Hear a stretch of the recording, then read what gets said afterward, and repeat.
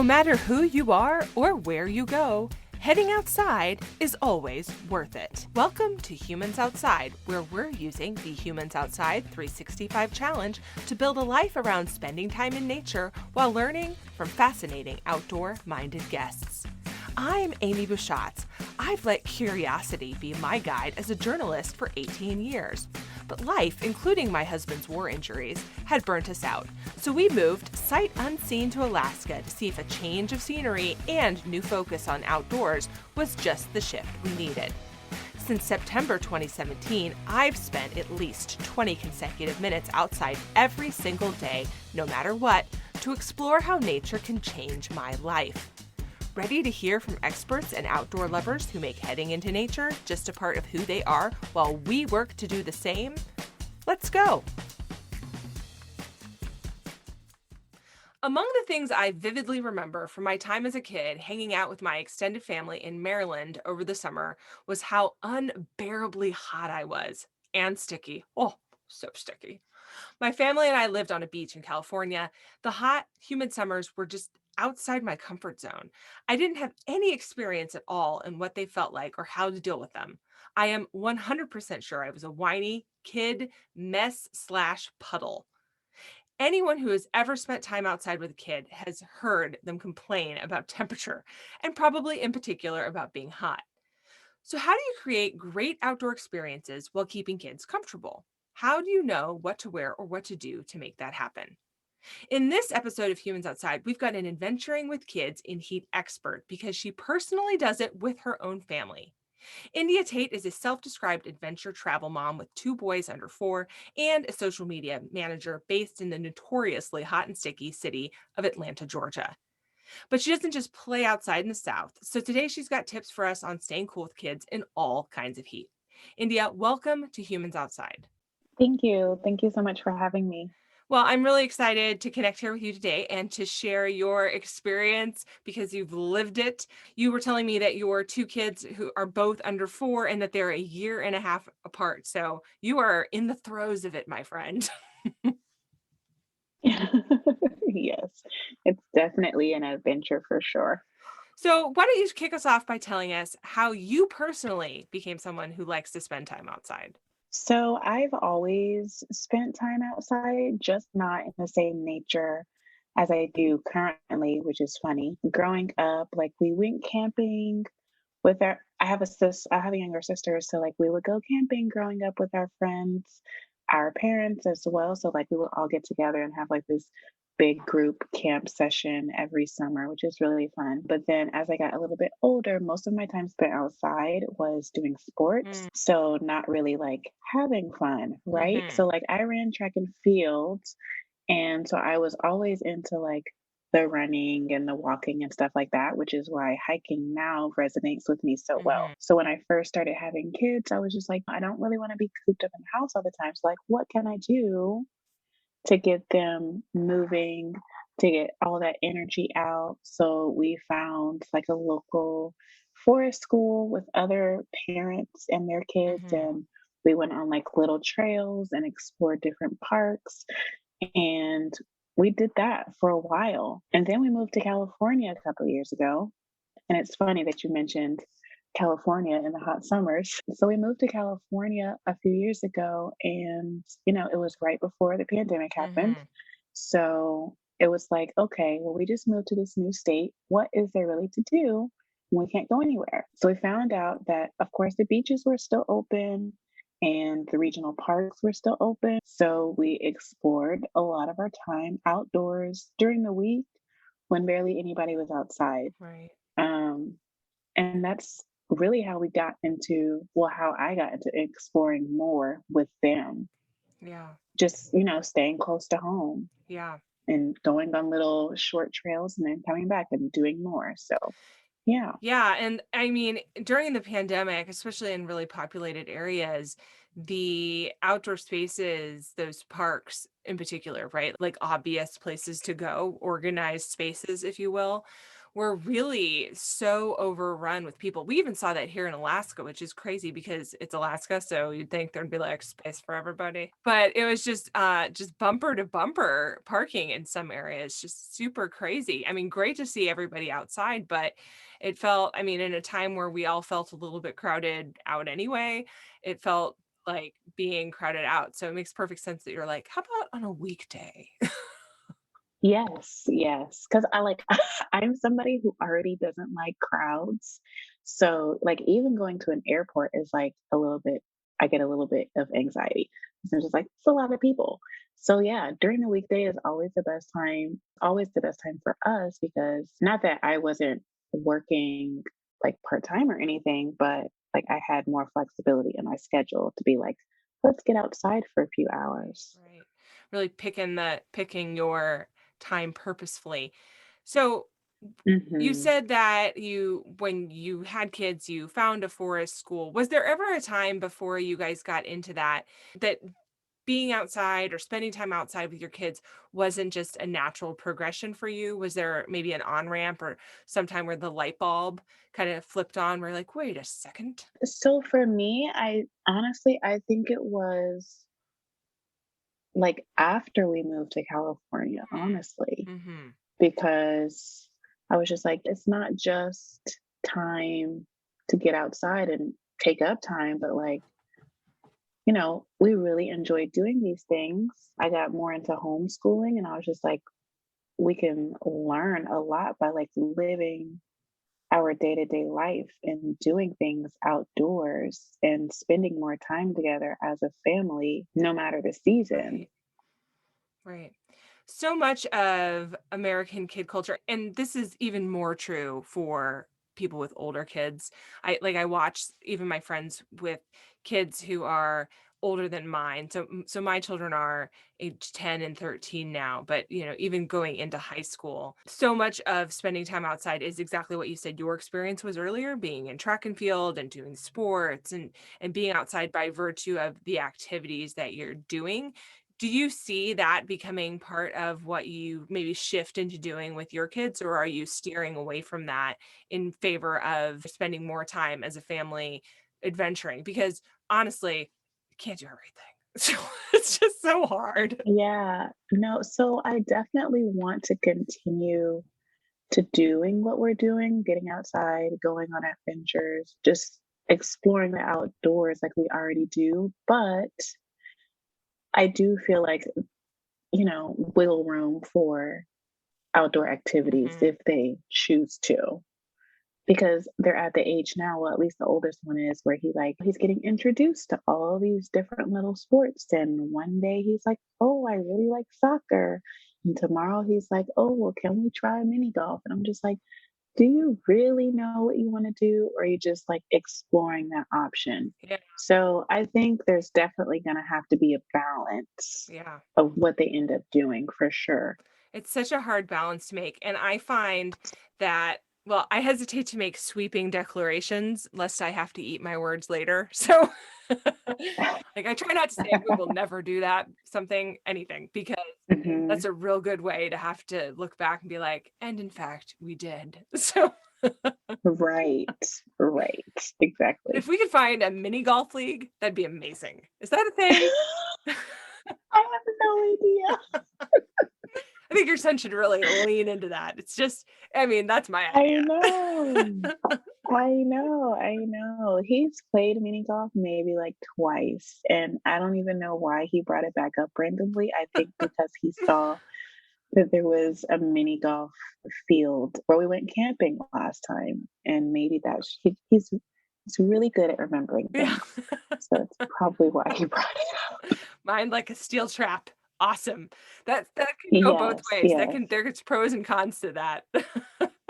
Oh my gosh, I know. I'm just like, how do you remember that? So, I've spent time with hot and uncomfortable kids before, and I know you have because you live in Atlanta. It's an unavoidable truth.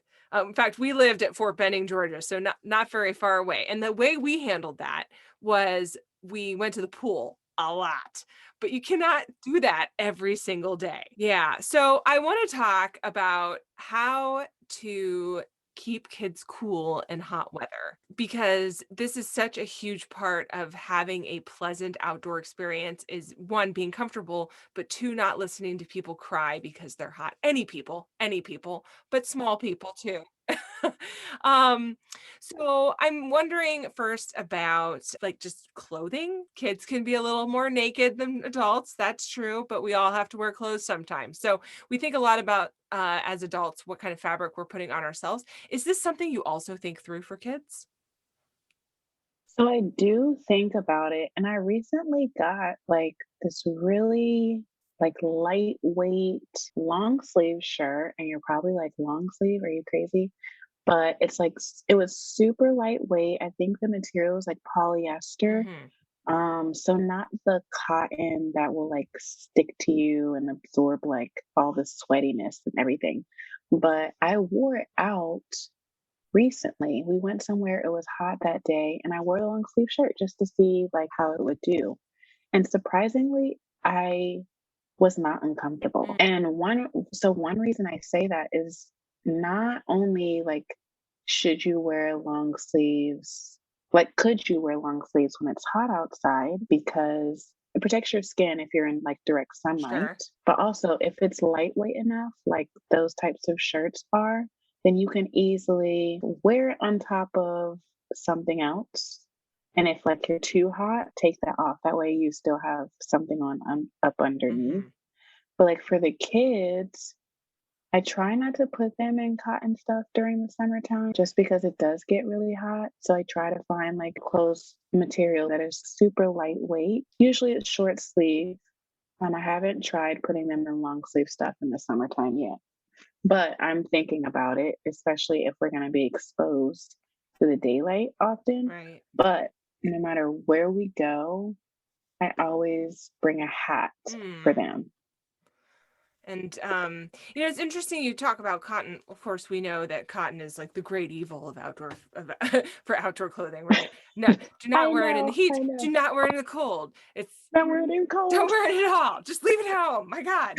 Um, forever. but so many of kids' clothes are like cotton or cotton blend. And I'm thinking about like those little Yeah. onesie rompers for your kids. And I just have this memory that keeps popping into my brain every time I start thinking about this issue of my fat little, like just over maybe 16 months, okay, like little guy, right? Toddling around in his little button under his diaper, cotton little shorts thing. It's so cute, but he's wearing cotton and I didn't know.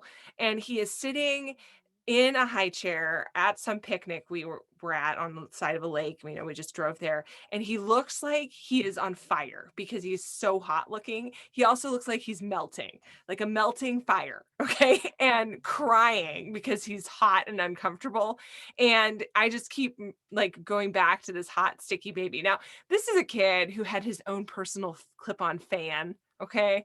Huck likes his name's Huck. Huck likes a breeze. And when he would be in the stroller, I had this fan to keep him happy because he'd get hot. So he was uncomfortable just as a rule anyway. But it never even occurred to me at that point in my life because this wasn't my lifestyle. That one, I had no idea cotton was bad, and two, that I was putting my kid in something that he was going to be just become a sticky puddle in on almost on purpose. Yeah. And diapers aren't well ventilated either. So it's like a whole No, they're not at all. situation. And it seems like when we wear cotton, even though cotton is not bad, it seems like when we do wear it, we just get like super sweaty. You can see all the sweat marks all over us. It doesn't really do a good job at like keeping us cool, Right. if that makes Yeah, because sense, you know? it like absorbs water and doesn't let it evaporate, which makes you just hotter or colder on the day, Right. depending on the Right. day. Zero Right. star environment. Yeah. Yeah, yeah. I feel like you kinda need something that's like, I think, is wicking the right Yeah. word? Yeah. Yeah. Yeah. But to think about that, I think for your kids is kind of new for a lot of people. Not to say that parents don't think about their children, but they do. But I think we're just not used to thinking about fabric types when it comes to our little guys, especially those real little kids in diapers and whatnot. So how do you have like a secret to finding affordable outdoor summertime clothing for kids? Because gosh, talk about something you can spend a lot of money on for yourself. These kids, they will not stop growing. So I know. So the crazy thing about like outdoor gear in itself is it can be very expensive. So usually, and I do this for like regular clothes, but I try to find stuff that's secondhand mhm, first if I can help it. Because just like you said, they grow so fast. Like something they can wear this month, they may not be able to wear in 2 months' time, and we're still in the same season. right. So I usually try to size up and then also find it secondhand. So, like going to a local thrift store, or even I know REI has like a secondhand um, Yeah. section too on their website and in the store. Mhm. So, I like to shop. I really like to shop secondhand first if I can help it before I buy anything new. And if I can't find anything new, then of course, I mean, if I can't find anything secondhand, then of course I'll buy it new, but that's like my last resort, unless it's something that I really want to invest in. But the clothes is usually not one of those Yeah. things. I think the sizing up is a really important tip because it's easy, especially when you're talking about shorts. Like that's totally an option. Hmm. There's no reason that you Hmm. can't do that. And shorts then will just get shorter. So what the heck? You can wear them for like 4 years. My now 10-year-old, I've got pictures of this kid wearing size 18 month shorts well into age 3. So Oh my gosh. they still fit around his middle. They just got a little bit short. So Yeah. Yeah. And honestly, like you can do the same for shoes too. Like because shoes can be very mhm. expensive, but sometimes if you go to the right thrift store, you can find some really good shoes in really good condition. Yeah. Or even like shopping on Facebook Marketplace. Mhm. I love Facebook Marketplace for a lot of things. And then there's like another um secondhand place that I shop for kids stuff, and I think it's called um Kidizen. Okay. Have you heard of that? No, I'm familiar with Once Upon a Child. That's one that I've seen in a Okay. So Kidizen is like an app you can go on and like just input like what you're looking for, and then people who may have it in their house will sell it to you for a discounted price. nice. It's like Poshmark for kids, maybe? Yeah, Yeah, yeah, very cool. yeah. No, I wasn't familiar with that. That's a great tip. Thank you. Okay, so talk to us about food and drinks because we are at the Humans Outside podcast pro snacks. So just like for Yes. everyone, All the all of snacks. them, specifically for me, but also for the kids. So they play a role. So in your experience, what role do they play in keeping your kids comfortable in the heat specifically? And do you have like go-to snacks for hot summer days where everyone needs extra hydration? It's nice to say feed everyone popsicles, but like that's not always practical. Coolers sometimes aren't as cool as you need them to be, and so on. So what do you love? So it is definitely like a key element in keeping them happy and comfortable. But the funny thing is, like, we will get out of the car and get ready to say go on a hike, and they're already asking for a snack. And I'm just like, we haven't even done we haven't even done the exercise that we came here to do, and you already want food. So usually I'll be like, okay, well, just give it a little bit of time and then we'll get some. But if I can tell like they're like super not into it, then they'll have something to start the trail with, and that's fine. So I always try to bring a lot of snacks if I can help it. A lot of like our main ones that I go towards are apples, oranges, bananas, and then we do like snack bars Mm, that are made like from dates. And then of course like we'll have like nuts and fruit or whatever else in it. And then I do bring regular water, but sometimes depending on how hot it is outside, I like to bring coconut water mhm, because of the added electrolytes in mhm, it. mhm. Yeah, so what I hear you saying is a lot of sort of natural based foods with lots of good natural sugar because of course at the core of this is the good old blood sugar. And you don't want to spike that too high with fake, not fake sugar, but refined sugar, right? And then having that fruit sort of manages that a little bit better, plus provides some fiber. So you're not just feeling immediately hungry again. Sort of a picture, like full nutrition picture there. Right. Yeah. Even though, Plus, the apples and oranges they technically have water in it, mhm, so another way to hydrate too. yeah. Yeah. Although, I mean, I still am pro Swedish fish, but okay. No judgment there. Just here for the fish, guys. No, and I have a friend, one of my friends here in Alaska uses Sour Patch Kids. So you gotta find what works for you. Gotta find what works for you. Yeah, yeah. Do you, So we are actually a vegan. okay. So like they don't eat candy. Like Okay. so so for them, like the dates are like their candy, like their Yeah. dessert, Yeah. because they know that they're super sweet. And I just try to like you were saying, the things that I mentioned sound like natural and like natural sugar. So I try to go for those things first Hmm. if I can help it. However, sometimes I do bring pretzels or crackers or even make sandwiches Hmm. for days that I know that we're going to be out most of the day. Right. Because that salt is important too, especially if it's really Mhm. hot. Having it, Right, so we like to bring cashews, like the yeah. salted Yeah. cashews. Yeah, exactly. Mhm. Having that good salty snack doesn't just taste good, it's actually doing something for you. That's a great tip. And I was thinking salt purely in the form of maybe salted pretzels or something like that, but that salted nuts is a really good tip because I think that people don't really think about that in that way. They think about it as a source of protein, but not necessarily a source of sodium, even though it totally is, Right. depending on how it's cooked. Yeah, so I read somewhere recently, and it was probably a few months ago, honestly, that when you, like, are out exercising, whether it be hiking, running, whatever, you're like when you're sweating, you're losing all of that. Right. So, like, you wanna replenish it with something salty. So then I think it was, like, recommended to do, like, salted nuts or, like, something salted to Mhm. put that sodium back in your body. Yeah. Yeah, and it's part of it with kids is what they're used to eating, of course, right? So your kids are used to those fruits and that's a really palatable thing for them, but you want to keep it interesting too, right? With textures and that kind of thing. So nuts really check the box on that. Just sort of shake it up. That's why they're in the trail mix. Yeah.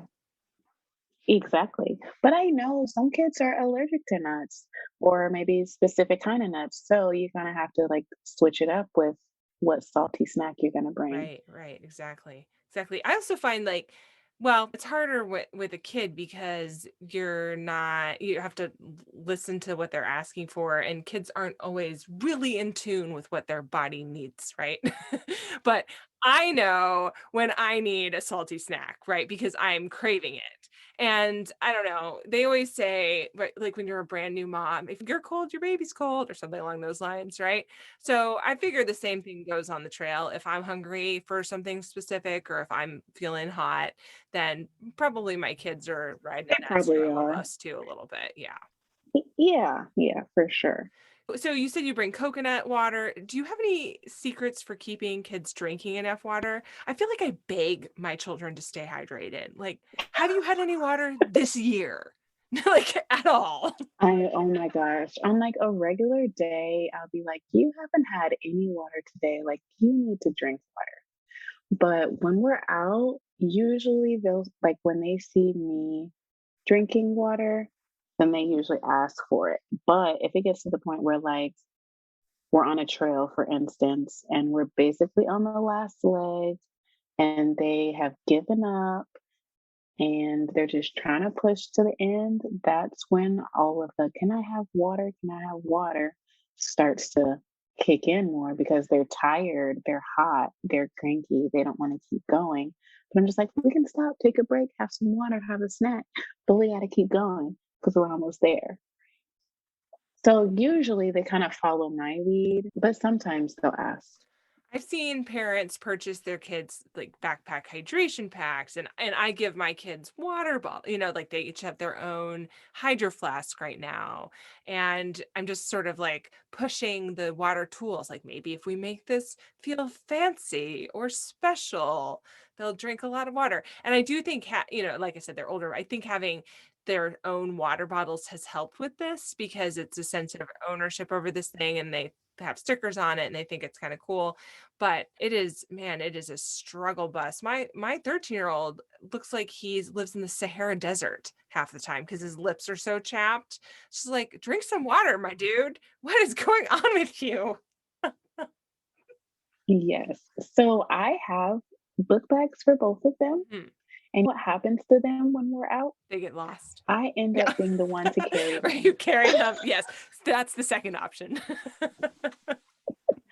Yes. So I don't really have a secret to like them getting them to drink more water, but I just try to like keep reiterating, hey, let's stop and take a break and drink Yeah. something. If I've noticed that we've gone a long time Mhm. and nobody's hydrated, especially on a hot day. Yeah, yeah, totally. Hey humans! Did you know you can officially join the Humans Outside 365 Challenge and score some really cool and exclusive challenge swag, including a finisher medal and a decal on humansoutside.com/challenge? You'll also get an outdoor challenge guide written by me for you, an exclusive challenge tracker, and insider info all year long. You don't want to be left out of this. There is never a wrong time to join the Humans Outside 365 Challenge. So get going. Join it today. Go to humansoutside.com/challenge to learn more now. Now, back to the show.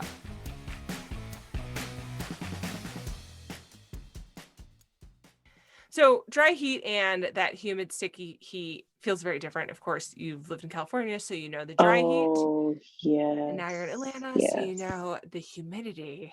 Very intimate. Well, I grew up here and I do not miss the heat. Like, I am not looking forward to this summer because I just know it's going to be hot and humid versus being in California. It's a little bit different because we Mhm. lived closer to the water. Mhm. So it was still hot, just not as bad. Yeah, you kind of it's like, steaming to death or baking.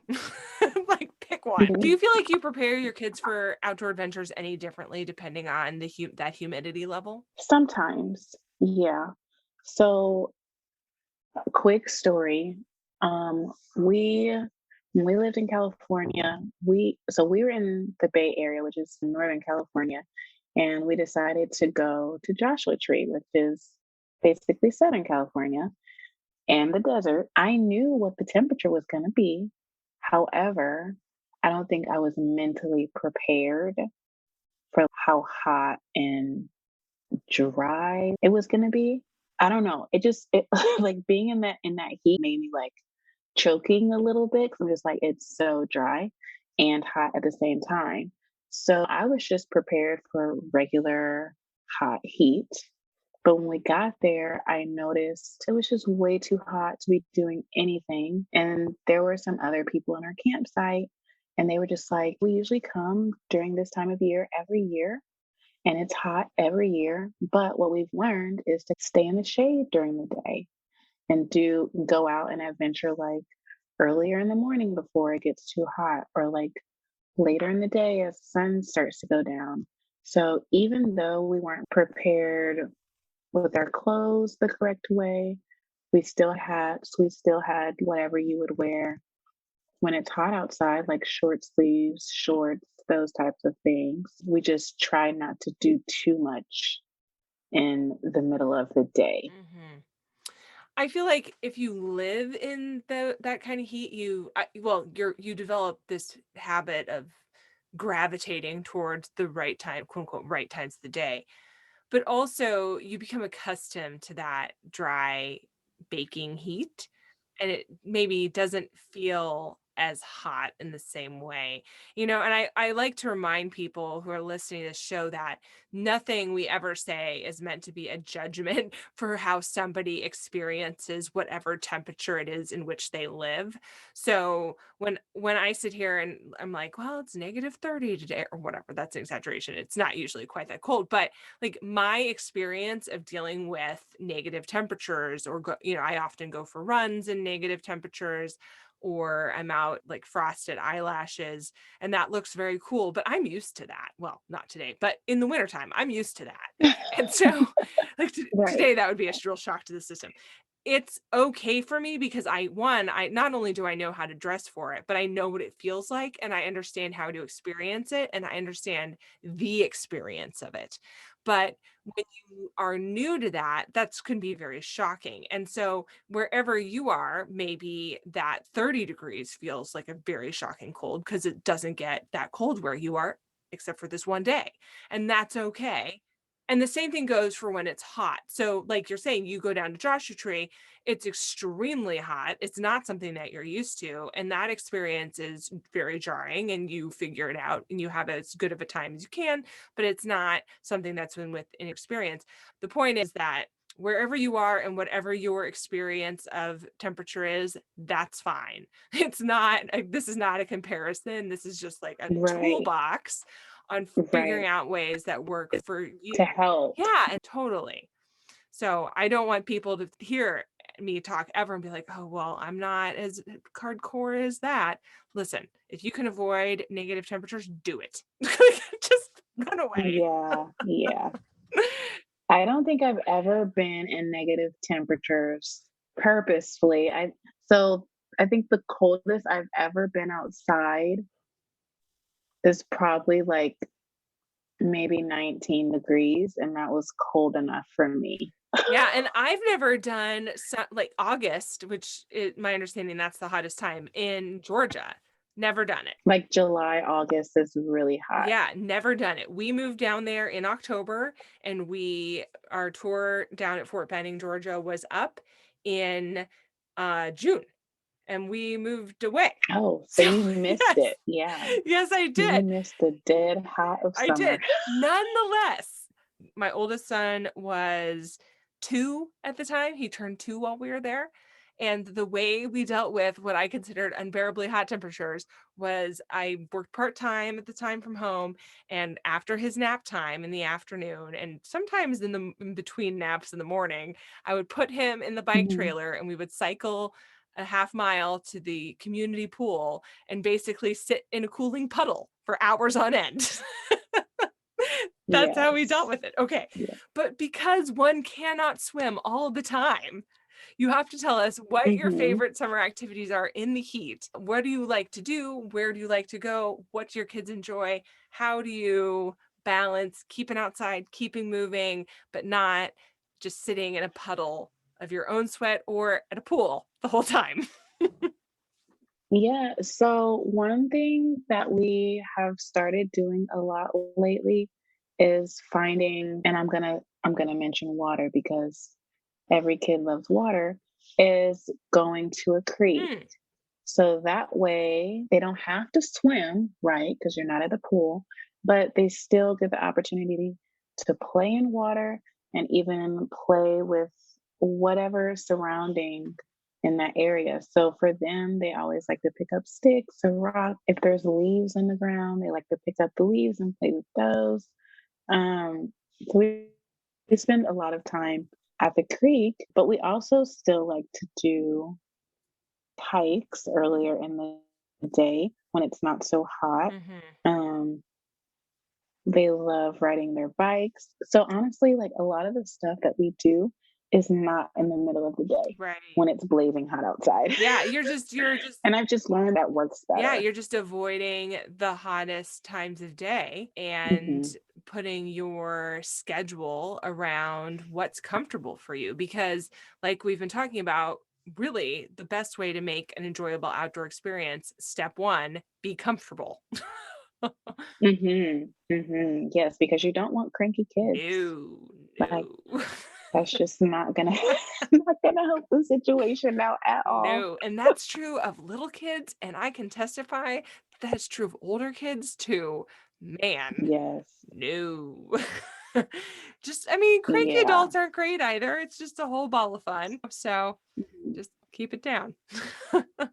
But Yeah. but I love Yeah. that creek point because the other thing about a pool is that's really can be a place of, not to overuse a term, but privilege to say you have a Mhm. membership to a pool, or you have access to a pool, or you can afford a pool, or there is a Mhm. pool. Right. So many factors there that not Right. everybody has readily available. Even just depending on where you live, there may not be a nearby pool. We had that Right. because we lived on the military base, and that's what the base communities all have there. Otherwise, we wouldn't have had a pool. So, Yeah. yeah, you got to use what you have access to, and that could be a creek. Yes.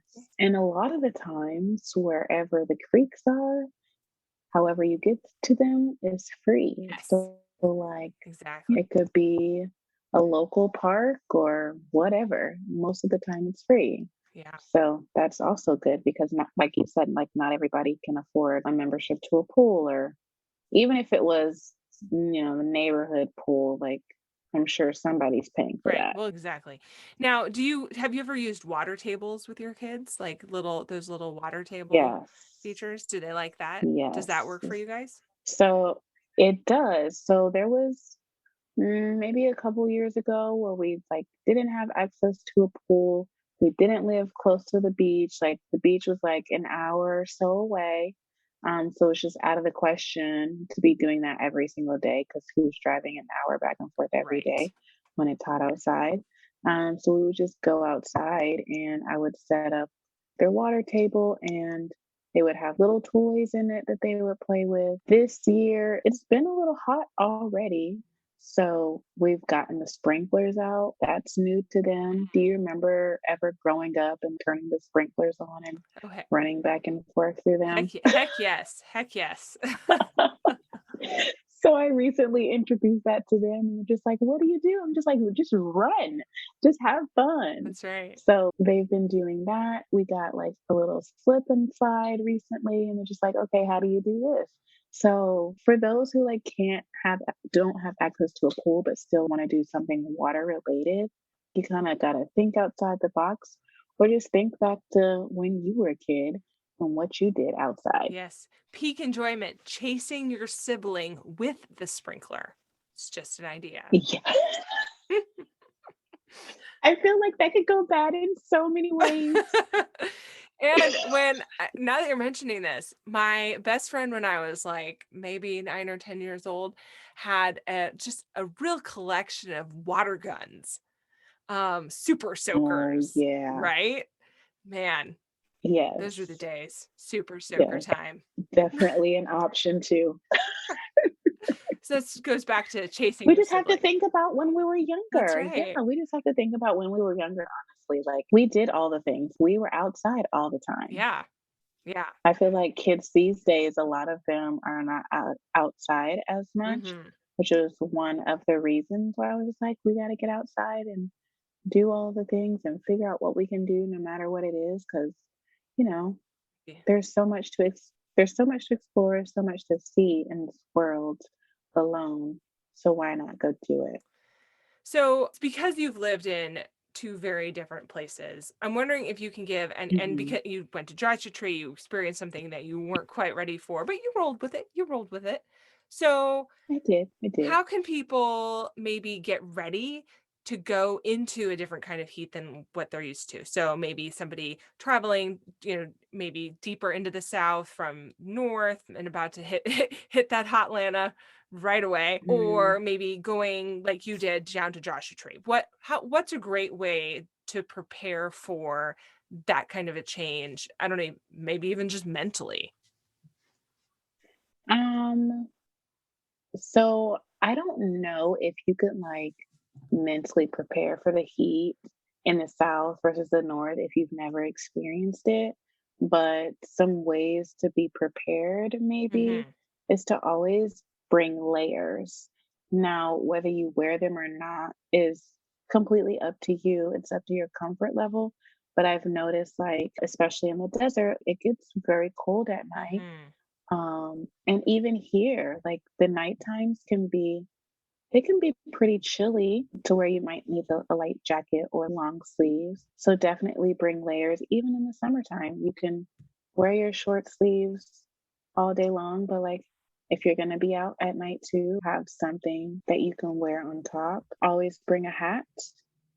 We have gone to Utah many times when it's hot, when it's cold, and it can get very hot there too, especially in the summertime. Mhm. So I always try to bring a hat with us no matter where we go, whether I wear it or not. Sunscreen, if you don't want to bring long sleeves, but you have sunscreen and you want to do that, that's always something to bring. I feel like you should wear sunscreen almost every day anyway, because the sun's out every single day, Mhm. whether it be super hot or just very comfortable. I just feel like you should always use sunscreen. Water, be prepared to drink lots of water in the summertime because you can get very dehydrated quickly. So, whether you're driving or flying, just pack a water bottle or like a reusable water bottle. That way you can just refill it wherever you go. And we do that when we travel anyway, like always bring water with us. Yeah. And then the snacks. Mm. The snacks. you gotta you gotta have the snacks. Pro You snack. gotta have the snacks. So I think maybe like those are the few things that I would definitely like recommend. Yeah. Yeah, those are such good and practical tips, and the thing that's so good about them is they're very not all great tips are rocket science, right? Sometimes you just have to hear the things that would be obvious if you stop to think about them, but it's just like, "Oh, no, Right. I don't know why I didn't think of that." Like me not putting my kids in heavy cotton clothing, Amy, come on. So but, like, you So live and one learn. yeah. Yeah. So one thing that like honestly like really prepares me for super hot heat, like no matter where it is, the past couple of years I've gone to Costa Rica, Mm, and the part of Costa Rica that I go to, um, I don't know if it's Costa Rica as a whole or just like where we're staying, but it's like very close to the equator, I'm pretty sure, or something like that. it's And hot. yeah, it's hot. It's so hot. Like, it's so hot to the point where you can walk if you're gonna walk to the water on the beach, you need to wear shoes on the beach to get to the water because the sand is, like, unbelievably hot. So, those are the main things that I think about when preparing to be out in the sun, you know? And also limiting my exposure to the sun too, because you don't want to be in the sun too much. Like you can wear a hat and you can wear long sleeves, but like still trying to find a space where there's shade too. It's also important so you're not under the sun 100% of the time. Yeah, it's easy to forget how important that is when you're busy thinking about how much you wish you were in the sun. So too much of a good Yeah. thing, guys. And going back, one of your tips before was about sunscreen, and I think it's well, especially for the kids, remembering to reapply because they're not going to understand when they're Hmm. starting to burn. But it's talk about great Yes. way to be hotter than you were before. Have a sunburn. Right. Because it's not comfortable at all. Not good. And so, just keeping an eye on even just on the clock to say, okay, how long has it been since we put sunscreen on? And let's do that. Let's just do that again, just for fun. It's not going to hurt us. Right. Yeah. Right. Mine are always like, why do we have to put this on? I'm just like, because you're about to be out in the sun. That's why. And we have to protect your skin. That's right. So before we close out, we've been talking about gear, we've been talking about tools, we've been talking about, most importantly, about snacks. It's possible that I'm hungry right now. Okay. Tell us though, what if you had to pick one piece of outdoor gear that you just love? What is your favorite piece of outdoor gear? Something that you can recommend to people. Um, I would think my most essential would be to have a good pair of shoes. And I know it's not necessarily like clothing, Oh no, it still but counts. I think shoes are important, like, not just for us, but for the kids too. Yeah. Yeah, I mean, absolutely. I mean, and if you're not in good shoes, you're just uncomfortable, and that really goes back to what we were talking about Yeah. before. It's all of this comes back, temperature, clothing, all that comes back to making sure you're comfortable and your people are comfortable, Mhm. because then this cuts Mhm. down on the crying.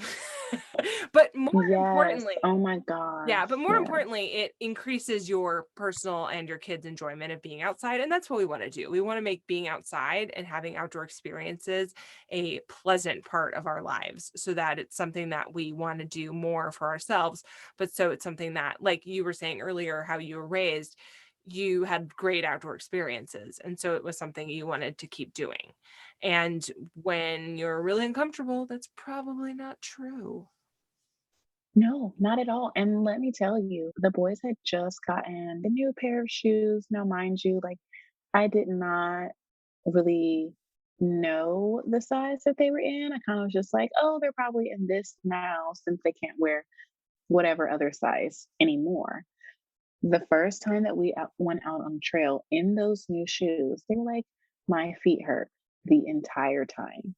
And come to find out, the shoes were not big enough for their for them. So, like, that made for an uncomfortable, whiny outdoor experience. So, that's why I feel like shoes are definitely essential. Yeah, absolutely. It's funny that you mentioned that, because I mean, figuring out what size your kids wear on their feet is so hard.